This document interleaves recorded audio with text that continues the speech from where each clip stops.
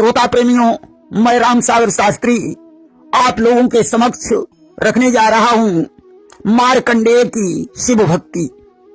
देखिए, कुत्स मुनि के पुत्र का नाम मृगसंग था, जिन्होंने गुरुकुल में रहकर वेदाध्ययन किया और गुरु दक्षिणा देकर घर लौट आए कि कुत्स के पुत्र मृगसंग हुए, जो परम तेजसी ज्ञानी थे। गुरुकुल में पढ़कर वेद शास्त्र घर को लौटे विज्ञानी थे। पिता ने विवाह के योग्य जानकर उचित की पुत्री सुव्रता के साथ उनका ब्रह्म विवाह कर दिया कि पिता ने विवाह के योग्य देख शादी के लिए विचार किया। सुव्रता उचित की पुत्री थी, उसके संग ब्रह्म विवाह किया। सुव्रता की 3 सहेलियां थीं, जिनका नाम कमला, विमला और सुरसा था। इन तीनों का विवाह भी मृगसंग के साथ हो गया कि कमला, विमला, सुरसा तीनों सुव्रता की परम सहेली थी। वे भी मुनि की पत्नियां बनी, जो रूपवती अलबेली थी। विवाह होने के पश्चात सुव्रता से मृकंड नामक पुत्र का जन्म हुआ। कमला ने उत्तम नामक पुत्र को जन्म दिया तथा विमला से सुमति नामक पुत्र उत्पन्न हुआ। सुरसा से सुव्रत का जन्म हुआ कि सुव्रता से प्रकट मृकंड हुए। कमला ने उत्तम जाए हैं, विमला ने सुमति पुत्र जाया, सुरसा के सुव्रत कहाए हैं। इनमें मृकंड परम तेजस्वी थे। मृगसंग ने मृकंड को वेदों का ज्ञान दिया कि थे मृकंड मुनि तेज निधाना, पितु पढ़ाई दीनो बहु ज्ञाना। ज्ञानवान बनने के पश्चात पिता ने मुदगल ऋषि की पुत्री मरुद्वती के साथ उनका विवाह कर दिया कि मुदगल सुता मरुद्वती नामा, बनी मृकंड ऋषि की बामा। उत्तम का विवाह इन्होंने कण्व की पुत्री कुशा के साथ कर दिया कि उत्तम ब्याह कुशा संग कीन्हा, कण्व सुता जाको जग चीन्हा। सुमति का विवाह सत्या के साथ हुआ तथा सुव्रत का विवाह पृथु की पुत्री प्रियंवदा के साथ कर दिया कि सुमति ब्याह सत्या संग कीन्हा, सुव्रत पृथु सुता निज हित चीन्हा। राही प्रियंवद जाकर नामा, सोई बनी सुमति की बामा। राही प्रियंवद जाकर नामा, सोई बनी सुव्रत की बामा। अब तो मृगसंग पुत्र और पौत्रों वाले बन गए।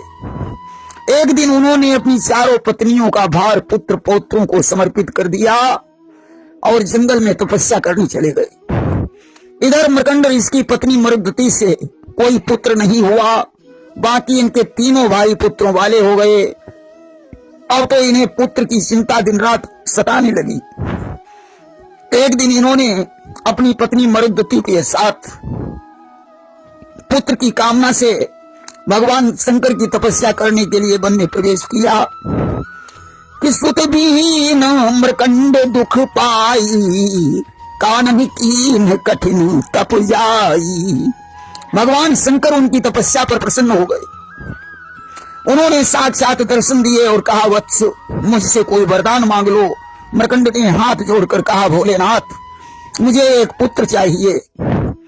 कि तब मृकंड यस वचन उचारा, देहु पुत्र मोहि शंभु उदारा।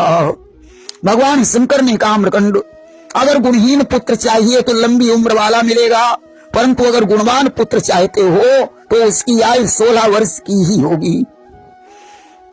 अब मुझे बताओ तुम्हें कैसा पुत्र चाहिए। मृकंड ने कहा, भोलेनाथ उसकी आयु भले ही 16 वर्ष की हो, परंतु मुझे गुणवान पुत्र ही चाहिए।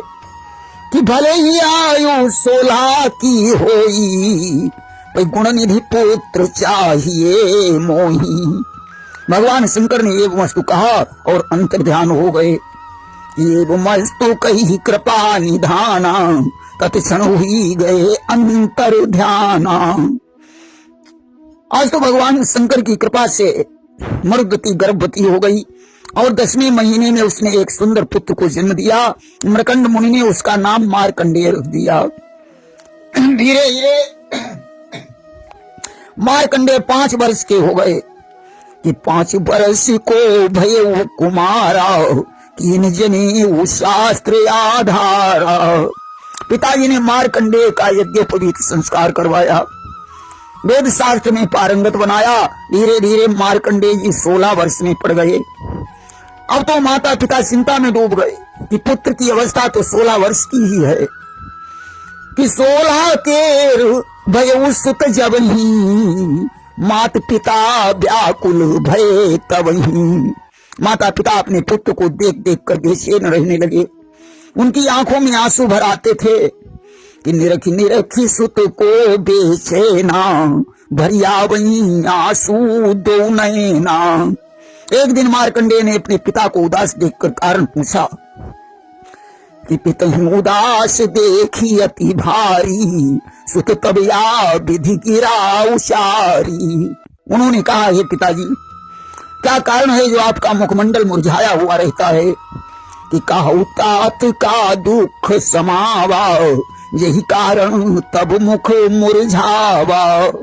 मृकंड ने आज अपने पुत्र को हृदय से लगा लिया और आंखों से आंसू पोंछ कर कहने लगे, बेटा, ये 16वां साल है, तुम्हारी आयु तो सिर्फ 16 वर्ष की ही है।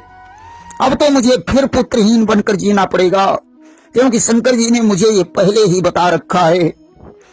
और सुत उठाई मुनि हृदय लगावा कारण ताहि सकल समझावा।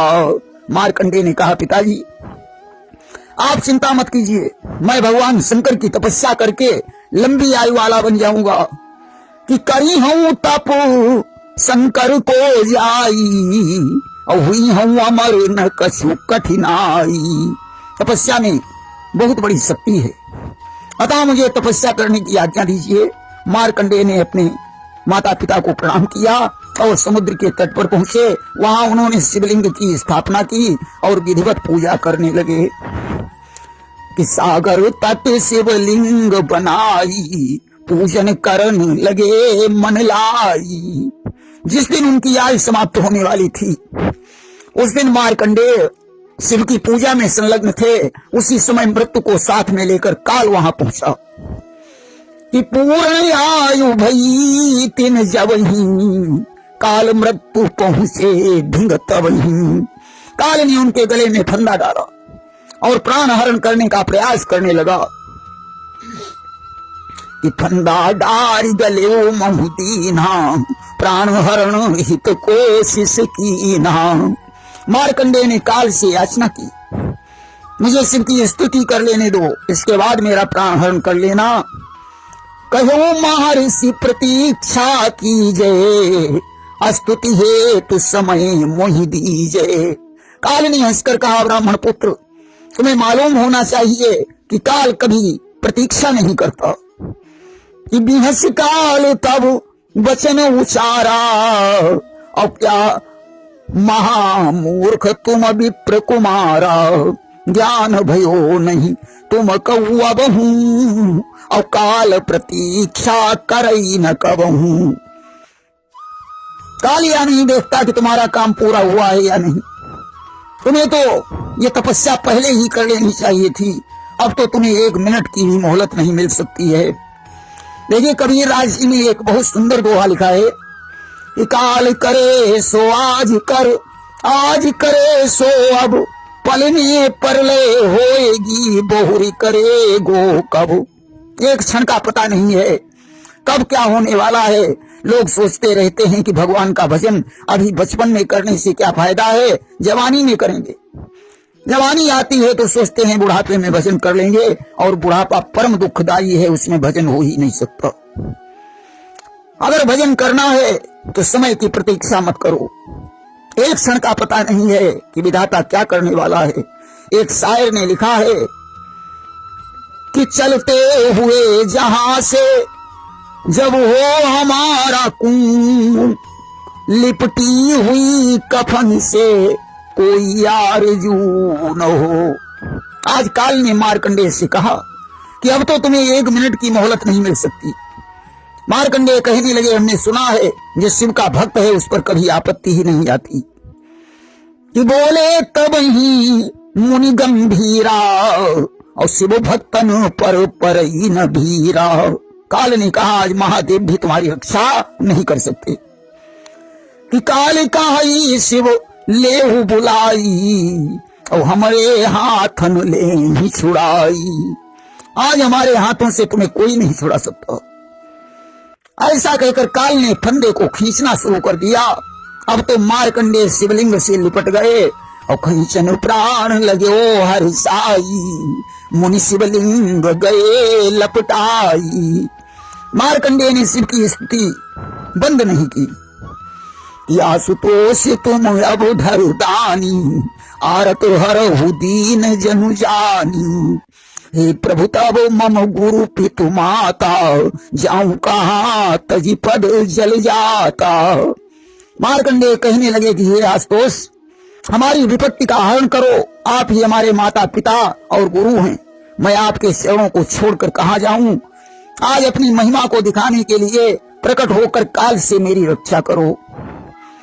कि आपन महिमा देहु दिखाई, और भक्त काल के लेहु बचाई। अब तो मार्कंडेय की स्तुति पर भगवान शंकर शिवलिंग से प्रकट हो गए।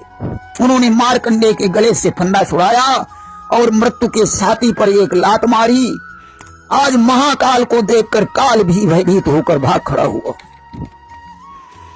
कि मुनिवर कीनी विनय विशाला, शंकर प्रगट भये तत्काला। खंची के लात मृत्यु के मारी, गिरो जाई सो धरणी मझारी। स्तुति करने लगे मुनि ज्ञानी, महादेव बोले मृदुबानी।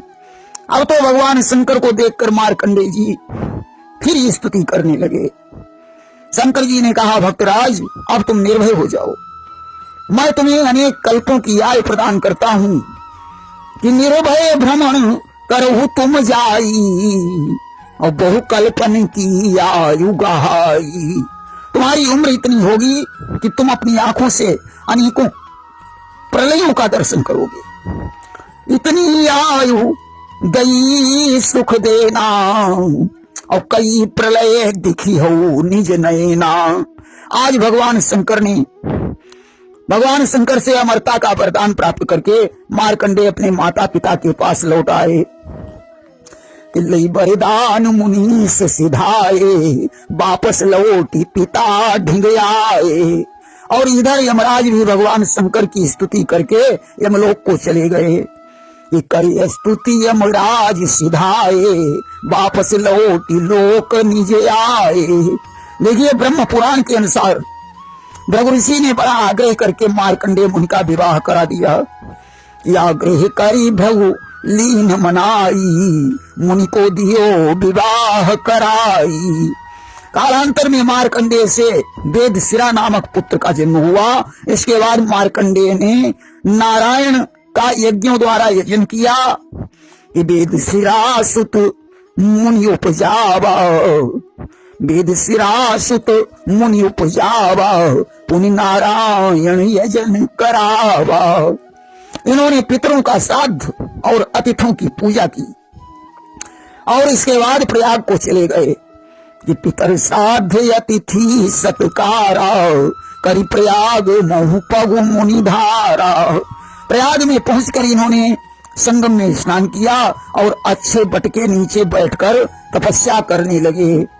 कर संगम पावन स्नाना, करने लगे बट तर तप ध्याना। नरसिंह पुराण के अनुसार जिनकी कृपा से इन्होंने मृत्यु पर जय प्राप्त की थी, उन्हीं देवाधिदेव के दर्शन की इच्छा से ये तपस्या करने लगे। कि जिनकी कृपा मृत्यु जय पाई, और तीन दर्शन हित तप मन लाई।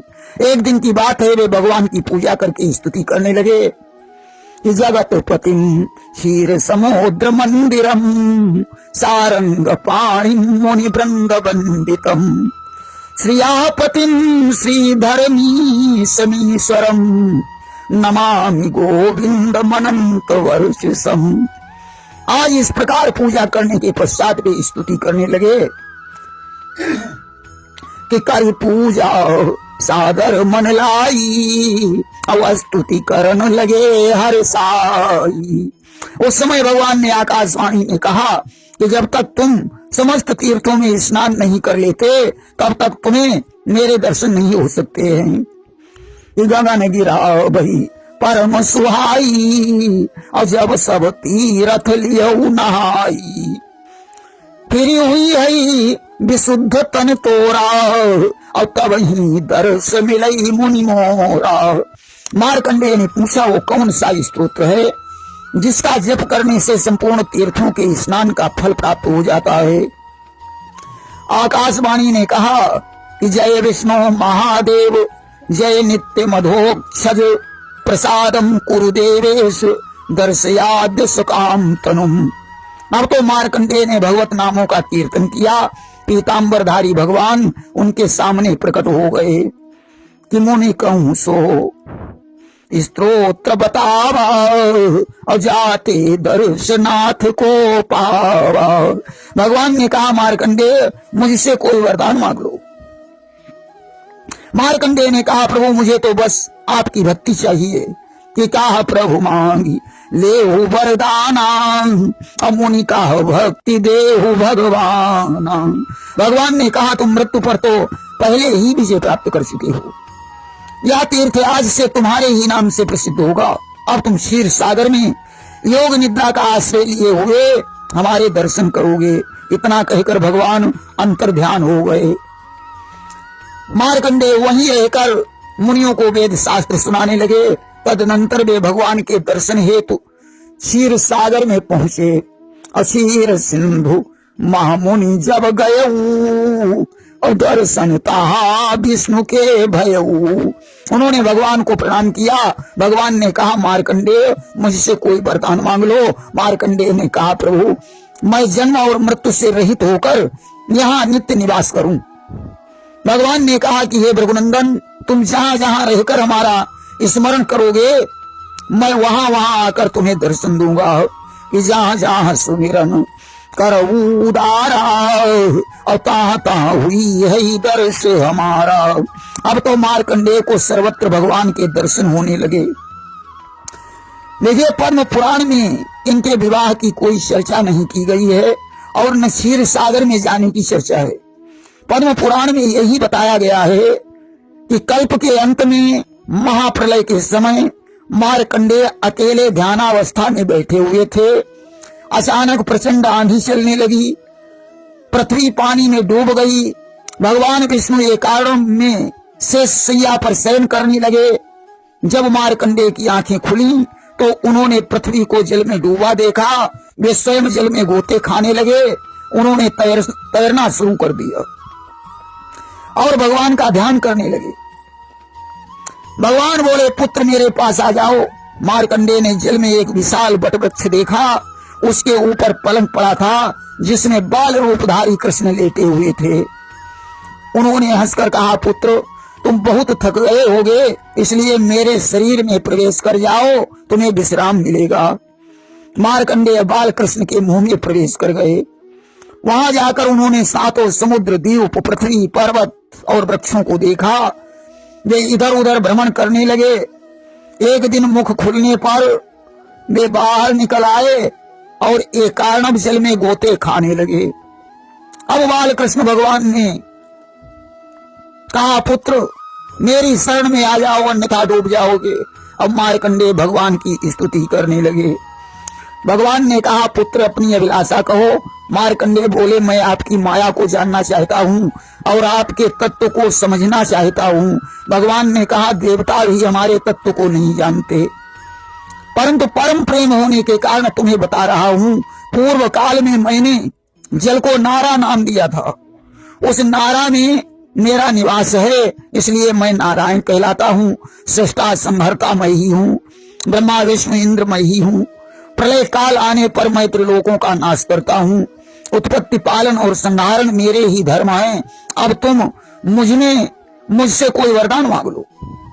मार्कंडेय ने कहा कि मैं पुरुषोत्तम तीर्थ में शिव का बड़ा मंदिर बनवाकर शिव की प्रतिष्ठा करना चाहता हूँ, मुझे ऐसा वरदान दीजिए। भगवान ने तथास्तु कह दिया और बोले, रुद्र ही विष्णु और विष्णु ही महादेव हैं। अस्तु वह स्थान मार्कंडेय हृदय के नाम से प्रसिद्ध होकर दिव्य तीर्थ बन जाएगा। ऐसा कहकर भगवान अंतर्ध्यान हो गए। देखिए, इस प्रसंग को श्रवण करने से पापों का शमन होता है और भगवान की भक्ति प्राप्त होती है, आयु की वृद्धि होती है और अंत में भगवान के लोक की प्राप्ति होती है। प्रेम से बोलिए वृंदावन बिहारी लाल की जय।